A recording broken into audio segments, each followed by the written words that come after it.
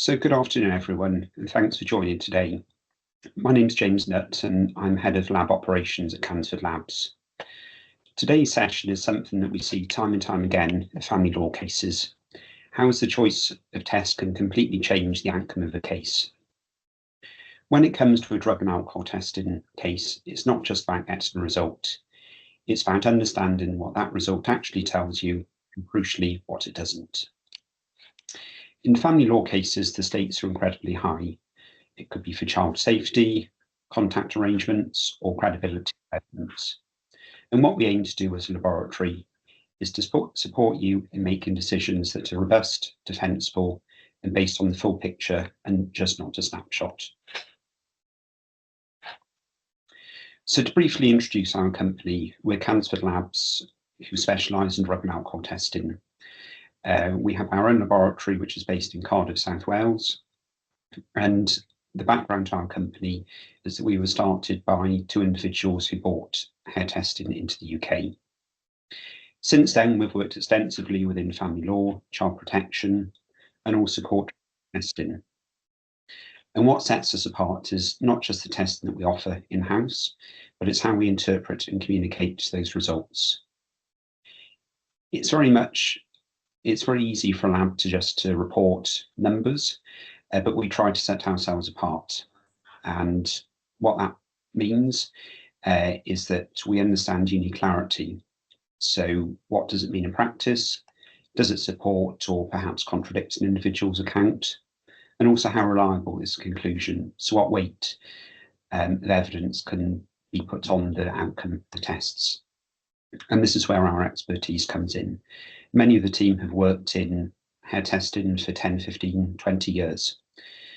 We're now also part of the FENA group, which now gives us a scale to invest in new technologies, continuous improvement, whilst maintaining high standards. And most importantly, we still operate with a very client-focused, responsive approach. So we have a relatively small team with our laboratory who deal with all aspects of any queries that you may have. So before we move on to some case studies, I thought it would be useful to just summarise kind of different types of testing, perhaps what they show, pros and cons and things like that. So I suppose the cornerstone of family law cases centre around hair testing. And the simplest way of thinking about hair testing is that it's able to give you a timeline. It allows us to look back over months and also see patterns of behaviour rather than just a single point in time. So it doesn't provide just one snapshot. Depending on how the hair is tested, we can get a month-by-month breakdown, we can see a longer period of time, and try and show lots of things. And that's because typically 1 centimetre of head hair reflects roughly 1 month in time. So if we analyse a 3 centimetre hair sample, it's able to give a 3-month history. Now, depending on how that hair is tested, we can break it down into smaller time periods, or if just an indication of a longer time point is needed, then we can just do it as an overview. Now, what makes hair testing valuable in family law is that it can show this pattern of use. It's also resistant to manipulation. So apart from certain hair treatments, there isn't much that a donor can do to turn a positive result into a negative. And also it's now widely accepted in court. So it can be particularly useful when there are disputes about perhaps abstinence from drugs or alcohol, frequency of use, or also conflicting accounts. So perhaps using to substantiate a donor's declaration or refuting it. What we try to concentrate on is the interpretation that we're able to provide. So as I mentioned before, it's easy for labs just to give a number, which are typically just shown on certificates of analysis. But what we try to do is provide context, explanation, and also meaningful conclusions. So we might be helping to distinguish between occasional repeated use, identifying consistency over time, and that can be down to things like interpreting metabolite ratios. So if we're trying to prove that someone has used a substance, things like metabolite ratios are quite important to help differentiate between external contamination and ingestion. And what we're trying to do is answer the question that what has actually been happening over time. And hair analysis is really the only matrix that is able to offer that. Then if we move on to dry blood spot testing, this is particularly relevant for alcohol markers.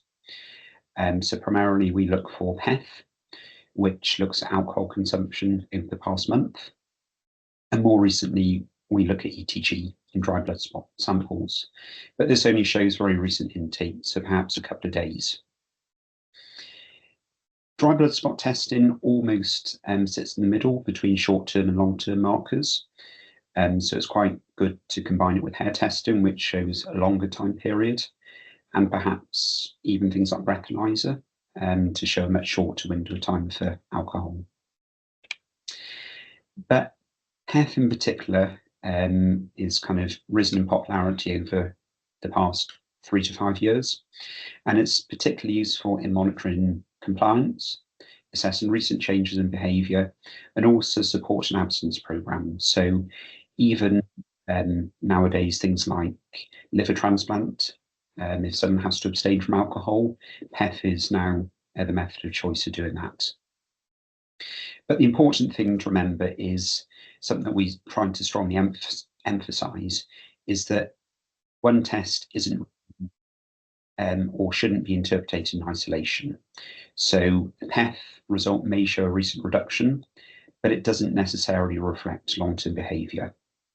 So it's ideal if it's combined with longer-term markers like hair, but on its own, it's only useful for showing a much shorter period of time. We then have nail testing.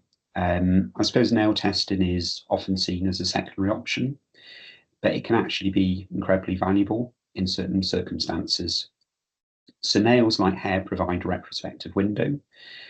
So, you know, it's entirely retrospective. It's happened. It's in the past. And fingernails cover up to about 6 months. Toenails about 12 months. But where nail testing is particularly useful is where hair is unavailable. So that person may have cut or removed their hair. They may have alopecia. Or there may be significant and severe chemical hair treatment, so it can be used to support hair analysis. It can also be particularly useful perhaps if people are losing their hairs, so the sample length is insufficient.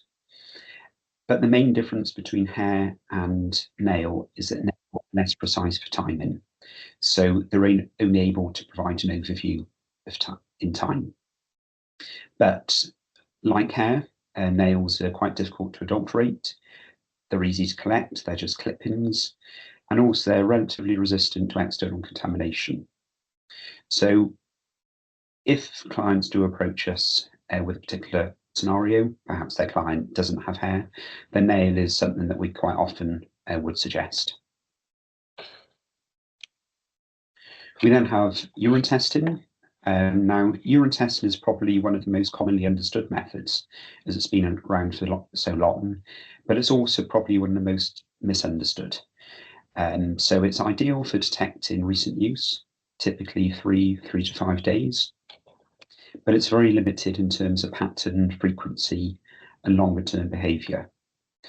So it's vulnerable to things like dilution. So if someone was to drink a lot of water connection, substitution, so people could kind of conceal blank urine on their person prior to giving the sample, and also timing strategies. So if someone is required to have continuous testing over a 2-week period, you would probably need around 3 urine tests to ensure a seamless coverage period. But having said that, urine testing does have its place, and it's particularly suited for workplace or immediate risk scenario cases. So if someone is thought to be under the influence of a substance or recently, then urine testing is quite good for showing very recent use of a substance. But again, it's important to recognise that urine only provides a snapshot and not the full story. So in family law cases, relying on a snapshot can sometimes be misleading because it only provides a very short window of time. We then have venous blood testing. So typically this would be CDT or perhaps liver function or full blood count. But I'll concentrate on CDT because I've spoken about PEth in dry blood spot. And PEth is kind of superseding CDT as an alcohol marker. So CDT is a blood marker which is used to detect chronic alcohol consumption.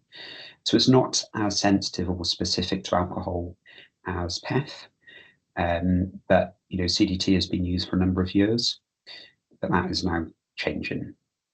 So CDT typically reflects sustained heavy drinking over roughly 2 to 4 week period.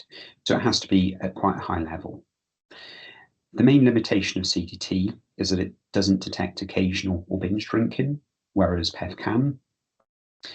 And CDT can also return normal results after a relatively short period of abstinence, whereas PEth probably takes slightly longer to normalise.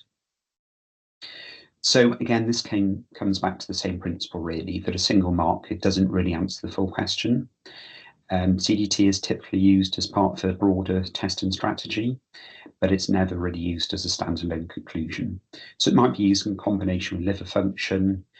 We see quite a few court orders stating liver function, CDT and PEth, but if PEth is already on the court order, the liver function and CDT isn't really going to add anything to the mix. So we thought it would be interesting to work through a few case studies, and perhaps some of you can relate to these. So I think we've got about 5 case studies which we'll work through.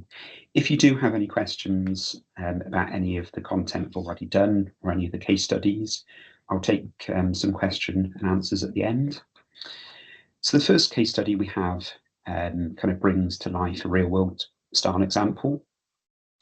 A parent in child contact case reports 3 months of abstinence from cocaine, but presents a negative urine test. So on the surface, this may seem reassuring, but the real problem is that the urine test only looks back perhaps 3 to 5 days. So it can't really address what's happened over the previous months. So when hair testing is then done, perhaps as a 0 to 3 centimetre section, that shows the presence of cocaine in its main metabolite benzoylecgonine, which would generally indicate a repeated use of the substance. So when you couple the urine and the hair testing result, the interpretation becomes very different. The negative urine test reflects short-term abstinence, but the hair test shows ongoing exposure over the relevant period. So this kind of indicates why the choice of test fundamentally matters, because if the hair test hadn't been done and the urine tests had been solely relied upon, the kind of outcome of the case could have been very different. Another example, this time from an employment style scenario, but very relevant to kind of family law situation too. So we might have an individual where an individual tests positive for opiates in urine, but says it's due to prescribed tramadol. Now, the difficulty is urine screening doesn't distinguish between substances, and it's not able to confirm patterns of use. So by adding in hair testing, which is generally now a confirmation test, so we don't generally rely on screening, the presence of tramadol specifically can be confirmed in the hair sample, and depending on how the sample is tested, a consistent pattern aligned with the prescribed use could be seen. So rather than raising concern, the result actually supports the individual's account. Now this is important in family law too, because testing isn't just about identifying risk, but it also ensures fairness and accuracy. So a donor may have made a declaration, and it's quite important that we're able to either support or not, and whether the results can actually support that declaration. So the next case is when an individual claims long-term abstinence from alcohol. So the CDT comes back normal, and this is presented as proof. But because CDT has a relatively short half-life and normalises quite quickly with abstinence, when testing is combined with other markers, a different picture can be seen. So the CDT was normal, the PEth result was low, which indicates that there might have been a recent reduction, whereas the hair ETG was suggestive of chronic excessive drinking over months. So the full interpretation of this would be that there has been a recent reduction, but not sustained long-term abstinence. And that distinction can be quite critical in court. So it's kind of a good example of different types of testing providing a more reliable picture.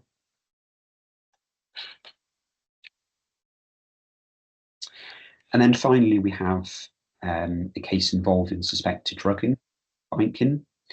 So the challenge with many spiking instances is that a sample isn't collected at the time. This might be because the person doesn't realise they've been spiked, or quite often the person presents themselves to accident emergency department. Blood samples might be taken, but a full toxicology screen isn't done. And then because it's in a hospital lab, that sample is then destroyed within a couple of days. So there's no way to go back and choose or reanalyze a urine or blood sample. But in terms of spiking cases, urine or blood would be the method of choice because they show a much more recent indication of whether a substance has been ingested. Now, the other problem in this particular case was that 6 weeks had passed since the incident. So because of that, traditional matrices like urine or blood weren't useful or weren't available. With hair testing, it allows us to look back over time and identify sometimes specific windows of exposure. So we can segment the hair into very small sections, possibly 0.5 centimetre or even 0.3 centimetre, to give us more sections, to give a more detailed pattern over time. And from this, we were able to identify a discrete peak, which corresponded to the reported incident. The surrounding segments were negative, so the outcome was that a single exposure event could be supported by the analysis results rather than ongoing or regular use. So even when time has passed, it is possible with the right testing approach to get meaningful evidence. So just to summarise, hopefully what we've been able to show you today is that different tests can answer different questions and that it's quite rare for a single test to tell the full story. Apart from just kind of what numbers are provided from the test, the interpretation is just as important as the results itself, because the interpretation can sometimes either support a declaration or not. So at Cansford, we realise that our role isn't just to test, but also to help you choose the right test, understand the limitations, and also to present clear defensible evidence, particularly in family law where decisions carry such weight and that clarity is essential. So thank you for your time, and if anyone has any questions, I'll be happy to take them.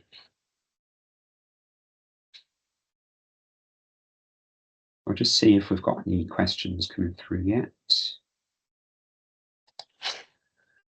Let's see.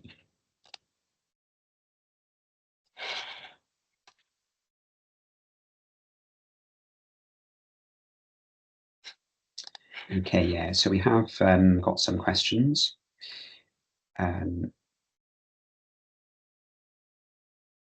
So yeah, one question that has come in, perhaps I should have clarified that, is that we test all the testing methods that I presented, so hair, nail, and PEth in-house. We don't test urine in-house, purely because the main reason for doing urine is workplace, and there are other organisations who are kind of set up to do kind of advanced testing contracts, people like Amazon for urine. So sorry, I should have made that clearer. So yeah, if we kind of go through some questions that have come in. So first question, hair colour and treatment are listed as factors that can influence interpretation. Can you walk us through how significant that effect is and how you account for it in your reporting? So I suppose there's two main parts to the question. First of all, hair colour. Now, we know that hair colour can have an effect on the number, so that is kind of the quantitative result. So people with particularly pigmented hairs, so perhaps dark hair, can have slightly higher results for certain drugs, mainly things like cocaine. But hair colour isn't the only reason that drugs get incorporated into hair. If that was the case, then people with unpigmented, so white hair, would have negative results all the time when they don't. So the fact that hair colour does have an impact is taken into consideration. What we do is when we report positive findings of a test, we compare those to other positive tests or positive samples that we've analysed in-house, and we kind of give them a low, medium, or high range. Now, that data set is a whole mix of samples, hair types, hair colour, and different factors. So hair colour does have an impact, but it's not, a huge kind of overbearing factor. Probably more importantly is hair treatment. So some chemical treatment, dyes, bleaches, perms, and things like that can have an effect on levels of substances in hair. So generally, those decrease the hair, decrease levels in the hair. Now, there are kind of two conflicting views, I suppose. The main thing is that treatment or chemical treatments can damage the hair, which can then cause levels of substances to leach out and decrease over time. The other view is that if a hair sample is damaged, then potentially it's more subject to external contamination. So if there is external contamination, then that hair sample can be more affected by that. Now, external contamination is generally dealt with by labs by washing the sample in a solvent. So normally, rigorous wash is performed on that hair sample to remove external contamination. We also have criteria that we can compare results to. So we might have the hair result and the wash result, and you can then compare the level in the wash to what's in there itself. So I hope that's answered that one. We then have, with PEth covering up to 4 weeks and blood ETG covering only 72 hours, how do you decide which marker to use, or do you routinely run both together? So PEth is kind of the standalone test that we generally do. Blood ETG is used in combination with a PEth, depending if it's required. Now, the main benefit of adding blood ETG into a PEth is that it can show a recent change in alcohol consumption. So if, say, someone has a PEth result which indicates excess consumption, but a negative blood ETG, then it can show that they've abstained for a couple of days prior to the sample collection. Whereas if someone were to have a high PEth and high blood ETG, then it shows they're kind of consistently consuming alcohol. So there's different interpretations that can be obtained by doing both. Now, for some clients, we routinely analyse the blood ETG alongside the PEth. Others don't request it, so it entirely depends on the situation, I suppose. So another question we have is, if someone in work context has been drinking and is off work as a result, if clinic says they will stop, so I plan to do an ETG and PEth on dry blood spot after 2 weeks. If ETG result is negative, then assume okay. So yeah, I think it's kind of running different scenarios past us. So I suppose, rereading this question. Sorry, I was reading it as it was written before. But yeah, combining blood ETG with PEth is kind of, can give good information. The only thing that I would be kind of hesitant on is solely relying on blood ETG to test someone with snapshots over time. So it's fine to combine it with PEth testing, but blood ETG on its own probably doesn't give that much information in terms of, giving evidence of that someone has abstained, because even though we have a low cut-off for ETG in blood, there's still kind of research being done on what abstinence cut-off should be used. So we have a cut-off of blood ETG for 10 nanogram per mil, which then goes along with our PEth cut-off of 20 nanogram per mil. Now, for PEth, there is an international consensus for cut-offs. For blood ETG, there isn't. So blood ETG is useful for showing ingestion of alcohol, but we can't really correspond that to an amount of alcohol over time. How does the lab keep up with emerging drugs? So I suppose there's a number of ways that we can keep up with emerging drugs. There's different reports that come out. So people like the UN, the United Nations have kind of emerging drugs reports that come out quite regularly. There's European monitoring sites.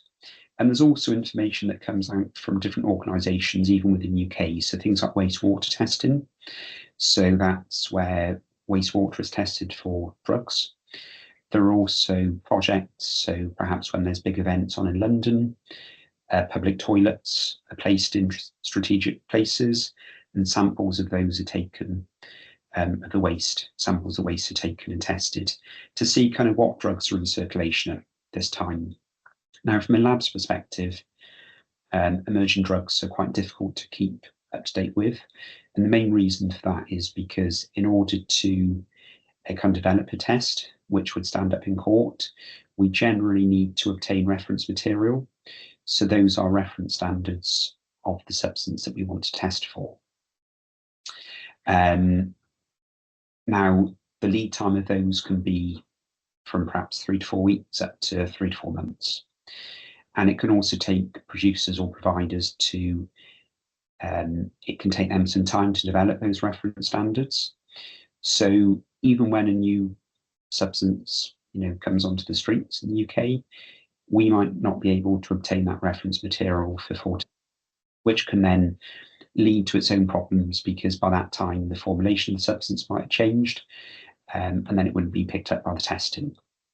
So there are different types of kind of methodology that can be used that kind of look for unknown substances, but generally for hair, because the levels of substances are so low, you don't always have the sensitivity. So most labs like ourselves do a targeted testing. So that is looking for particular substances. And by doing that, we can get to lower levels of sensitivity or see lower levels in the hair samples. So we do keep up with emerging drugs, but there is kind of a lag between a new substance coming onto the market and being able to test for it. So another question, just clarifying the issue regarding damaged hair. Is this resolved through thorough washing or can it affect the outcome of the testing? So damaged hair, which can be more porous, is generally okay to be, is generally rectified by washing if there was external contamination.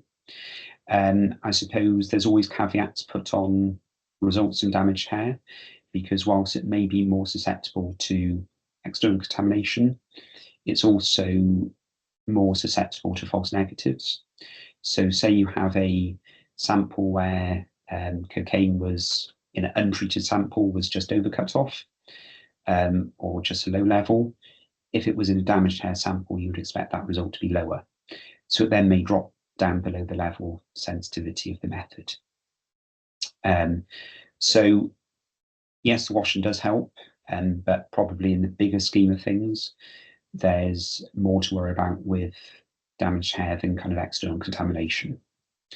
The other thing that we have to consider is that even besides colour and chemical hair treatment, people are exposed to different levels of UV, and UV can actually affect levels of substances within the hair. So perhaps people who work outside a lot could be exposed or live, outside the UK, perhaps in Southern Europe for 6 months of the year.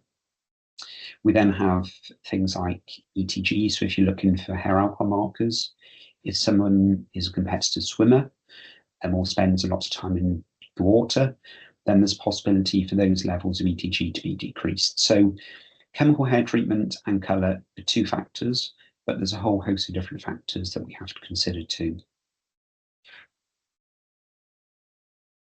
So sorry, I think I misread one of the earlier questions about the workplace test, which could be occupational. So I'll just take a minute to reread it.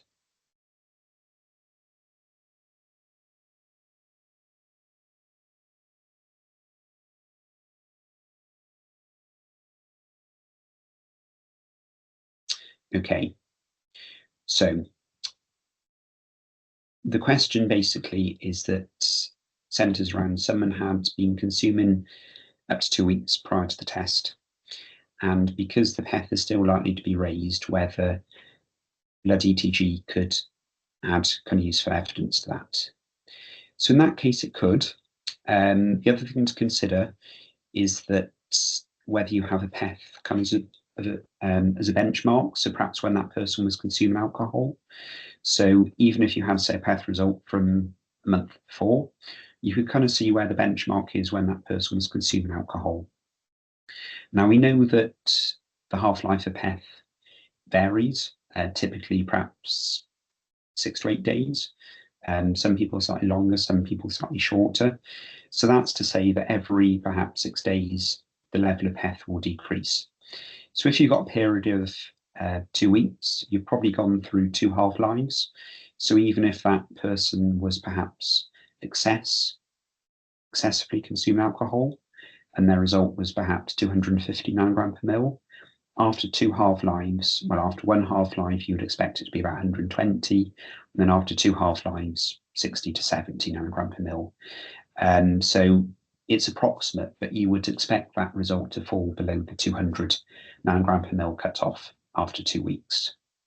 So yeah, the blood ETG would add some extra information, but it would only give you up to 72 hours.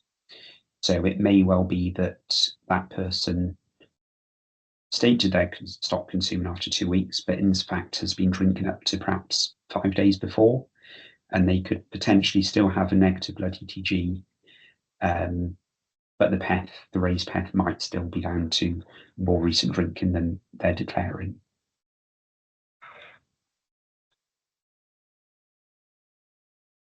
Okay, so I think, let's see, we do have some questions left over from previous webinars that we didn't get around to answering, so I'll try and tackle a few of those. So are there any matrices or biomarkers on the horizon that you think will change the landscape significantly in the next few years?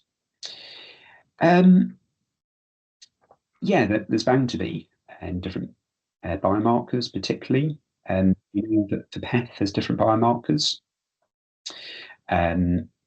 We analyse the one that's recommended, but different kind of types of PEth can indicate different windows of detection. The only problem is with those is that there are different stabilities. So there's a lot of research being done by different organisations to see if there's kind of whether those different biomarkers are stable in blood samples, because there'd be no point in releasing a biomarker onto the market, which then when it becomes commercially available or clinically available, that is not actually reliable. So that's the main thing, really. There's different kind of metabolites that could be looked at, I suppose, but the benefit of kind of ongoing research that's being done is to identify these different metabolites that can be used to perhaps give more certainty over actual ingestion.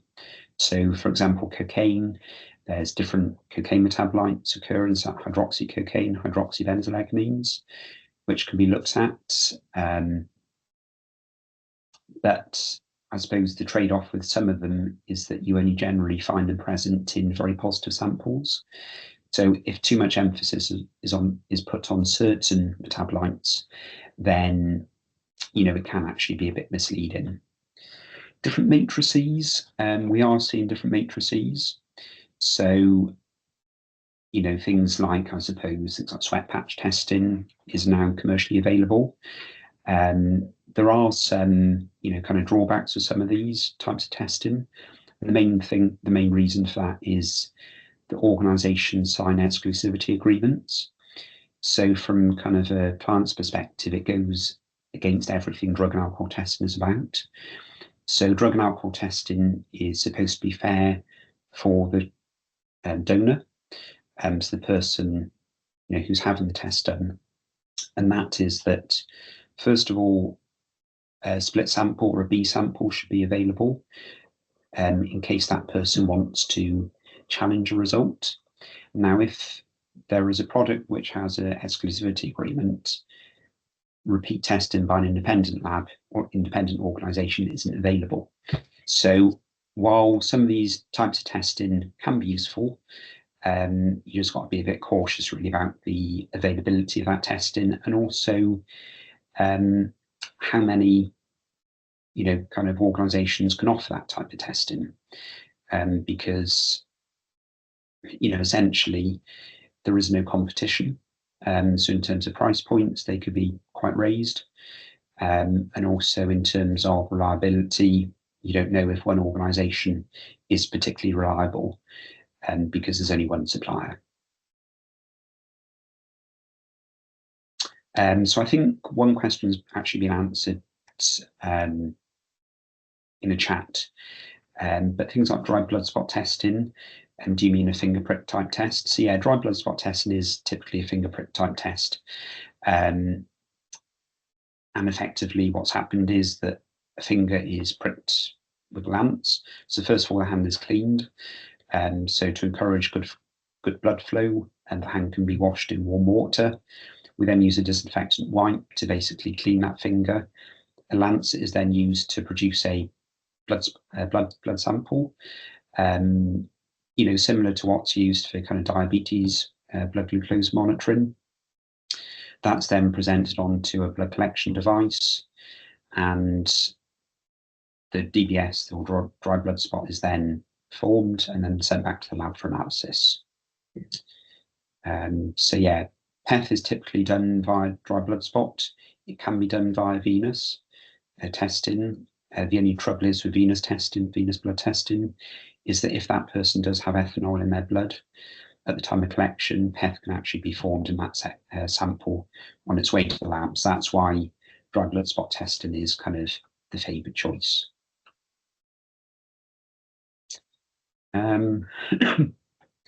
Sorry, let me just see if there's any other questions I can.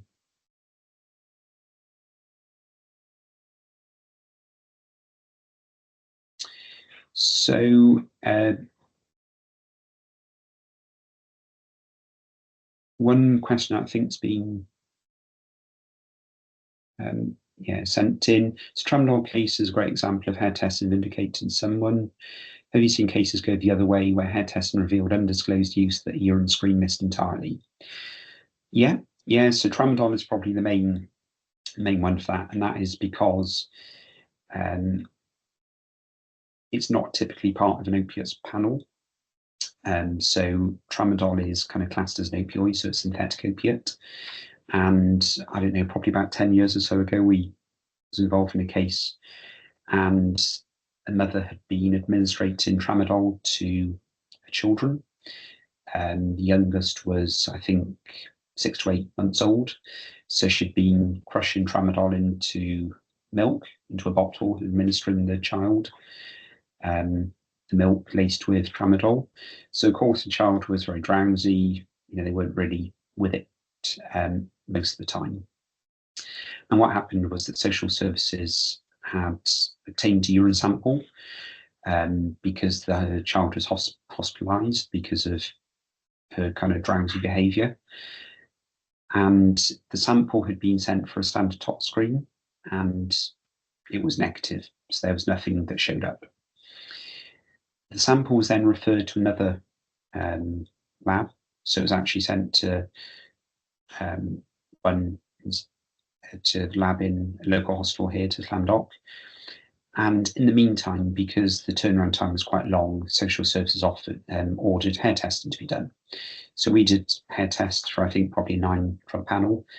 At that time, tramadol was part of our standard 9-drug panel, and we detected tramadol. So a week later or so, the urine sample was returned from the other lab, and that to produce a positive finding for tramadol. So yeah, it's, there are instances where a substance is used and people think that it won't be detected because it's not part of a particular panel. And that's true for certain substances like ketamine. And so I think there's also mainly opioids that are affected like that, because people get mixed up with opiates and opioids. So opioids are synthetic opiates. So things like tramadol, oxycodone, even things like methadone are classed as opioids. And so because they're not part of kind of an opiates panel, using just a screen, things can be missed really. Like what we try to do now is do a broader panel. So that's why we offer kind of an 18 drug panel for the price of 9. So we were able to change the way that we process samples about 6 months ago. So it doesn't actually take as much more time to analyze or process 18 drugs compared to a 9 drug. So that's why we now offer kind of anything over a 9 drug at the same cost as a 9 drug panel. So I think, unless anyone has any kind of urgent questions they want to submit, I think that's all the questions that we have answered. So yeah, as I said, I hope you found this session interesting. If you do have anything, then feel free to email them through to our email address. So if you send them to info@cansfordlabs.co.uk, then they can be directed to the right person. Or if it's easier for you to phone up and speak to one of us, then that's fine. Our phone number is 02920 540 567. But I think that's about it for now. So yeah, I'll hopefully speak to some of you soon, but we'll close this webinar now. Okay, thank you.